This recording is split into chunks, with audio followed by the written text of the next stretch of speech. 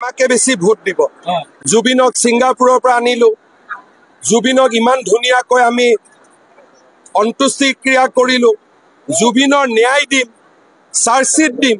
গতিকে যদি মইতো ৰাজনীতিৰ পৰা জুবিনক 1000 কিলোমিটাৰ দূৰত ৰাখিম, কিন্তু যদি জুবিনৰ নাম লৈ কোনোবাই ভোট দিয়ে, সকলোৱে বিজেপিক প্ৰথম চিন্তা কৰিব যে বিজেপিয়ে ইমান ধুনীয়াকৈ জুবিনৰ কামবিলাক এটাৰ পিছত এটাকৈ কৰি গৈছে।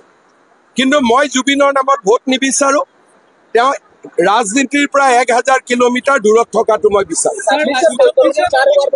কোনো বৈতৰণি নাই,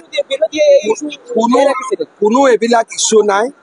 এইটো ইছ্যু বিৰোধীয়ে জীয়াই ৰাখিছে এগেইনষ্ট হিন্দু ছচাইটি। অখিল গগৈয়ে জীয়াই ৰাখিছে not against BJP, against Hindu. কয় জুবিনৰ জাতি নাই, কি তেওঁ অসমীয়া নহয়? জুবিনৰ ধৰ্ম নাই, তেওঁ কি হিন্দু নহয়?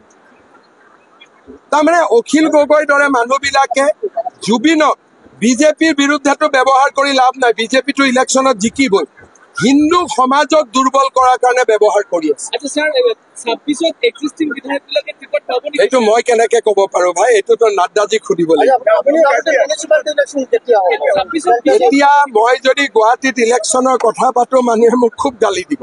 2 সপ্তাহ অলপ পৰিৱেশটো ভাল হ'ব।